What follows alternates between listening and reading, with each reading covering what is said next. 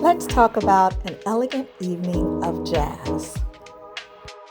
I just want to welcome everyone. Thank you all so much for joining us. We're going to have an amazing conversation about this, the fourth annual An Elegant Evening of Jazz happening in October. So I'm really excited about that. On the conversation today, we have movers and shakers and music makers that are going to be participating in the event. And first and foremost, I want to introduce Dr. Shanita. Should I call you Dr. Shanita, or what would you prefer? I am flexible. You can call me Shanita, Dr. C, Dr. Connolly, whatever you feel comfortable saying. I am good with it. But thank you so much for having me. Of course, of course. I mean, this whole idea was your brainchild. So thank you so much for being here for the conversation. I also want to welcome Robin Lattimore, who is one of the amazing vocalists that's going to be participating in this jazz event. She's come back. I'm highly demanded.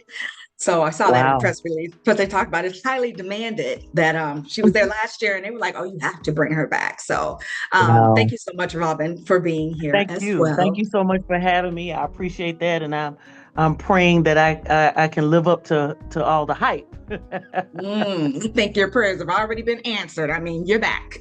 So all right. Yes. All right. And this year, beneficiary of the event this year. Is that the right way to say it? That's a great term. Yes. Okay. All right. We have Mr. DeMarcus Felton here from the Jonesboro High School and the jazz band. He's the band director for the jazz band. So that's super exciting. And from what I understand, right in the very next room, just a few feet away from you, the band is actually practicing right now. So thank you for being here. The many things we got listed for, So thank you for having me. Of course. All right. And of course, Mr. Andrew Snorton, who is here. He's the media liaison, and he is the reason that I am here. Thank you for the invitation, for being here. And then my media partner with Dillingham Film and Photography, Mr. Vernell, is also here. So thank you all for joining the call. I'm excited. It's going to be a wonderful thing. So the fourth annual event is happening October 4th this year. Plenty of time to get tickets for the event, but let's have a little background. Dr. Shanita, I want to ask you, as Mr. Snorton mentioned earlier, that you and your husband have a passion for jazz and you wanted to create something that benefited our students. So tell us a little bit about that. Oh, yes. Winston Connolly and I were true jazz enthusiasts. We would travel to Panama City or wherever there were jazz concerts out of town, in town. Morris Baxter with WCLK was known to host tons of jazz events throughout the city for years. Down at Barley's. So we were everywhere enjoying jazz, just enjoying life.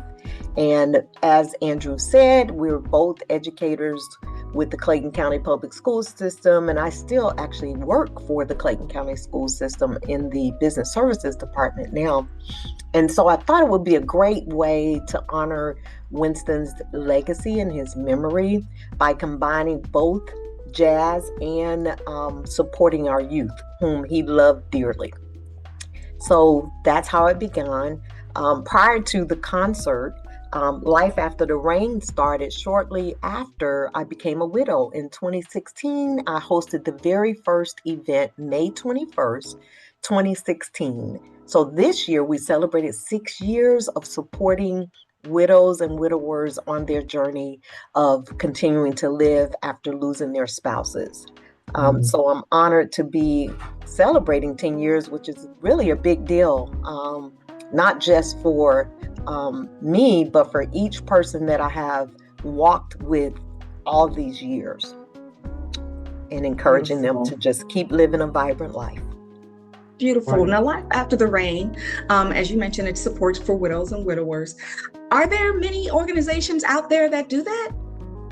I think there are. I am not sure how many in the state of Georgia or the metro area, but there are many across the United States and internationally. So every year we also celebrate the International Widows Day. It's an international day, and it has been going for many decades. And so you'd be surprised. It started because typically when a woman loses her husband, who is traditionally the breadwinner, it kind of throws widows into poverty. And so that is one of the reasons why I believe they started the International Widows Day, to recognize and honor those individuals. And so there are many initiatives across the United States that see this population worthy of supporting. I am so grateful to be one of them. And so I'm just honored that God chose me for this journey in 2016. I think that's fantastic. And, of course, I'm not a widow. However, so my condolences to you. Thank but you. I would never have known that something like this existed had I not been a part of the media, a part of having conversations with people who work to help others in so many different circumstances. So, big applause to you. I think it's fantastic. And it's good to know that there is support out there. So as we talk about organizations that help other people, this event this year is in collaboration with Apparent Miracles Foundation. Yes. Which is also another amazing foundation who helps working single parents. Tell us a little bit about that and how that partnership came to be. Yes. So Melanie Williams, who is the founder and CEO of A Parent Miracle, and I go way back. We met in 2003 when I started a summer camp in Clayton County for middle and high school teens. And her bonus daughter became one of our campers that year. And we've been stuck with each other since then. And Melanie's mother was a widow growing up. She saw her mother almost have her car repoed, and her mother chasing the repo man down to convince him, please don't take my car. She saw the lights be turned off in her home growing up. And so she said when she got older, she was going to make sure that she helped single mothers because she saw the struggle that her mother went through. And so Melanie had a very successful career as a officer in the United States Army National Guard. She retired as a full bird colonel, and she retired as a lawyer for the federal government. So she has been very, very successful on her journey, her career, and now she's retired from both, and this is her full-time passion, is giving back to single moms. So she has been blessing mothers all over the United States, not just in Georgia. I love it. So fantastic. Yeah, so when we talked about partnering this year, it just seemed to be a good fit. Yes. I would have to agree. I love how our life circumstances causes some of us to move forward in an effort to help others so that they don't have to go through what we went through. So yes, I just think that's wonderful. And when I was reading the name of it, you said A Parent, it's Apparent Miracles. And I said, wait, I said it wrong again. Hold on, where'd you put the emphasis? Apparent Miracle. Apparent, yes. And so the way we said it was a little different before. So when I read it, I was like, I love the play on words as well. Right. It's apparent, it's a miracle. We're here for you to support. So I love. So let's move on and talk about the music. Like I said, we have one of the vocalists here, Robin Lattimore is here. And she also sings with Lori Williams. So they are the vocalists, but Lori couldn't be here this evening. But again, you all are back by popular demand. We have a flautist, which is Reagan Whiteside, and a saxophonist, Antonio Allen. And that's also Mr. Al Smith is going to be there too, serving as the musical director. But Robin, oh my gosh, how long have you been singing? Well, my mother was a minister. Okay. And before she was a minister, she was a music director at a church. So she played organ. Her twin sister played piano. And so my brother and I had no choice. You either sang or you played something. And after, watching her direct choirs all my young life, I started doing it when I went to school to make money. And so I worked for some of the local churches in the surrounding area, Macon, Warner Robins. And that was pretty much my allowance, working for these churches and teaching choir. So I've been singing for a good long time. Oh, wow. Okay. Now, as far as genres go, since you started off in the church, how did you find jazz, or did jazz find you? Well, there was a lot of musical friction in my home. My dad loved jazz, contemporary, but of course he loved the Ellas and the Sarahs and the Count Basies and all that wonderful stuff. And he introduced me to those that type of that genre, and I appreciated that. But with my mother being so strict about what we listened to, other than what my dad would listen to, whenever she wasn't around, I was able to listen to other genres. So I don't have one particular favorite, but I do perform. I rap, I do country, I do any genre I want, because Right. when you're not, I'm a big 80s hip hop fan. So I go there, and every time they have this big concert here at Mabel House Barnes with all of my favorites, Rakim the God, KRS-One, Big Daddy Kane, Kool Moe Dee, I can go with the best of them, baby. So I'm with it. And because we couldn't listen to it outright at home, sneaking listening to it gave me a better ear for it. And I just love it. So that's what I plan on doing. I know Shanita kind of knows how I do when I do what I do. I hear certain things and just kind of, go with it. I might start in jazz and end in country. That would be something. I would like to see that. That would be something. You don't want to miss that, Chris. You don't want to miss it.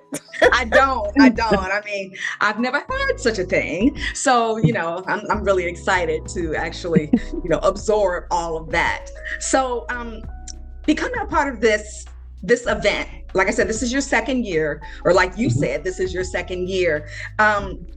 What made you want to come back outside of the check? Or I don't know if it's voluntary or whatever the cases may be, but what made you want to be a part of an Elegant Night of Jazz?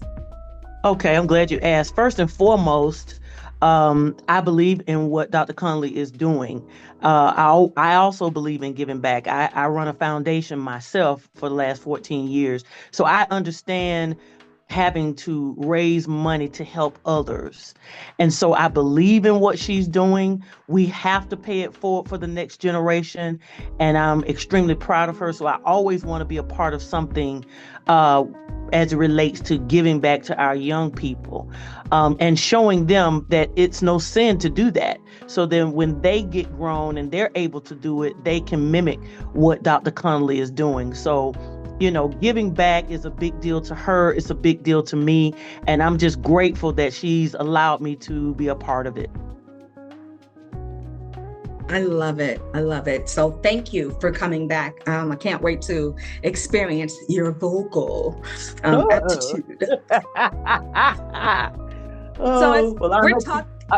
Go ahead. I pray that you're not disappointed. That's all. Spit.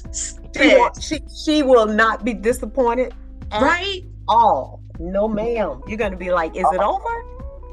More. Give me more. Give me more. Wow. Yes. And Robin, honey, I already told you. I mean, I can't be disappointed in you. No way, no how. Because looking at this picture you have right here, right now, I'm just intrigued. I'm looking at your makeup. I'm looking at your hair like, oh my gosh. If it's just flawless in a picture like this, I know you are flawless with that microphone. So I appreciate it. Thank you, darling. You are welcome. You are welcome. Let's talk about the whole giving back thing. DeMarcus Felton, the band director at the one of the institutions that are being honored, the high school, Jonesboro High School. What was it like when you got the call? So when I can't even remember what was going on. It was towards the end of actually, so much is going on. It's hard for me to recall when, but I remember I got a heads up. Somebody was like, hey, somebody's trying to contact the jazz band. They want the jazz band to perform. I'm like, jazz band? Usually the marching band is getting called for stuff. It was like in the summer, and I remember now it's coming back to me in the summer, and I'm like, somebody's asked for the jazz band. We just started the jazz band. I don't think we've done enough for them to really be having any type of call to action, but I'm curious. So I reached out and I kind of got more information about it. And once I heard what was going on, I was thrilled. I was just like, this is exactly what I'm looking for. Something to kind of put jazz on the chart, on the map for these kids so they can understand that it has its opportunities too. Because again, our marching band, the Majestic Marching Cardinals, who are right now preparing for the Rose Bowl, that's the big undertaking we're having this year. They've been called to do a lot. London, Macy's, Chicago, they've been doing a lot of traveling with that. So it was hard to explain to them that jazz opens that pathway as well. And this is just the start of it. So I was really excited. I was like, this could be the start of something really big. So got to jump on it. I was very excited. I'm thrilled to be a part of it and just to be able to be in the environment where jazz is the focus. And your students, when you shared with them what was happening, how did they receive that? Because like you said, your jazz band is relatively new. What is it, a couple years old? Yeah. 1 year. We started last year. Oh, okay, Yeah. okay. Yeah, so it's when I told them, they kind of thought I was joking. I was like, what are we getting asked to do? I was like, no, we legit have something to do. Like, I'm not just making this up so to justify having the jazz band. I was like, we're kind of moving in a way we need to actually prepare. And it's giving them a little bit of something to look forward to. So they're taking it a little serious. Usually, in my history as a director, I don't start jazz band this early just because of how daunting the marching band season is. However, with this event ahead of us, this great opportunity, I now have a reason to start jazz band a little early, and the kids are excited because they're like, hey, we ready to get into jazz. You kind of left us hanging. We want some more. I'm like, well, I'll provide. So they're really excited. They're really looking forward to it. Well, I'm excited for them all. I'm excited for you all and the school and what this means. You said that initially maybe you thought it was just a performance, but there's more that comes with being a part of an elegant night of jazz. So what does that mean to the school and the principal? What was their take?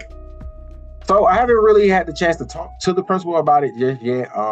Again, the Rose Bowl has kind of been taking its precedence, so everybody's like super gung-ho and super focused on that. But as I've talked to everybody, they're really excited. The principal is actually really supportive of the jazz band. When I got it off the ground last year, she was really one of the people that was making sure that they had performances and that the kids were working towards something and able to display themselves. So I know for a fact, I'm probably going to talk to her about it tomorrow when we have a meeting. She'll probably be really excited. She'll probably do a blast. She's always really supportive of the stuff that the band is doing. She displays it around the school and everything. So I know she'll be super supportive. She'll probably make it on the announcements as we get closer, just to get everybody running up the tickets and a chance to see the scholars. She's really supportive of the group, and I know everybody's really proud of this opportunity being available to them. Yes, I love it. Now, you said your band is larger than usual. You have like 16 to 20 students in the band. So the way we do jazz over here, the way I teach jazz, we do a big band. Big band is a type of jazz where it's usually about 4 or 5 trumpets, 4 trombones, 5 or 6 saxophones, depending on the director, sometimes a vocalist, keys player, and then a drum set, and usually someone on guitar. I was able last year, so fortunate because so many kids were excited to have a full big band. So I had about 25 kids last year starting off. And right now we have about 6 or 7 slots that we need to fill. But inside of the big band, we also do small combo things. So for example, if a venue isn't accommodating for the size of the group, it may be too large, it may be too loud, I'm able to take some of the kids and we're able to do combo things. So just taking like the keyboard player and one of each instrument, and we're still able to make a lot of things work with that. So just showing them how versatile jazz is. It doesn't have to always be set like this, and just giving them a different experience so they have a well-rounded musical palette. Love this for them. And this includes freshmen through seniors? Yes. We actually had a middle schooler last year. She one of the middle schools that feed into the school, high school. She was in the marching band, and she heard us having jazz band practice one day and was like, I want to do jazz. And I'm like, well, sure, why not? So I was able to get them going. Right now the band is mostly seniors again because a lot of the people last year were juniors. I'll probably typically, because of how hard jazz is, I am a little hesitant of putting the younger players in just because it's usually overwhelming for them. So I usually wait until they're about juniors, some sophomores, juniors, and seniors to get them in the jazz band, just so they can handle the work ethic and the requirement of the music. If a very promising freshman presents themselves, then they're usually allowed in the group. Love that. A very promising freshman. I love that. So we are going to have to wrap it up, which, I'm loving this conversation. But Dr. Shanita, is there anything else that you want to add about your 4th annual Elegant Evening of Jazz? We can get our tickets at spiveyhall.com, right? Is that where we get tickets? It's spiveyhall.org. .org. And go to events. Yep. And there is a discount because we're celebrating 10 years. There's a 10% discount running from now until the 20th of August. So I did it for 10 days, okay. 10%. And so hopefully that will encourage people to purchase tickets while they're on discount. But I'm excited because Jonesboro High School Jazz Ensemble will play as guests arrive in the auditorium. So the people will not only be able to support them financially, but they'll be able to enjoy the rhythms that they play, the melodies that they play in that lobby during that reception for the VIP. So VIP starts at 3 p.m. And so they'll be playing music during the VIP reception and on through when the doors open for general seating. So I'm excited that people will be able to, even if they want to support beyond purchasing a ticket or the donation that they will receive, they can do that as well that evening. So I'm grateful. Yes, I love it. I love it. So am I. I am really excited about what's happening. Quick, Dr. Shanita, are you doing your Life with Shanita? Are you doing that live? Are you doing a live broadcast? Is that a part of it? Just curious. It's not a live broadcast. We typically have someone to come and kind of do interviews on the red carpet and things of that nature, but we can talk about what that looks like. If you like, we can do that.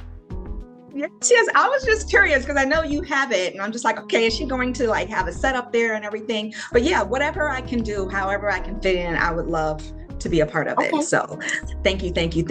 Yes. Andrew, anything you want to add in closing? Yeah, well, first off, as you heard today, what makes this event such a great event, we have great artists who are definitely immersed within jazz, but I tell you what, greater than their artistry is how great they are as people. That's part of where it starts. Another thing, again, like you heard today, the support that's been received from the immediate and greater community.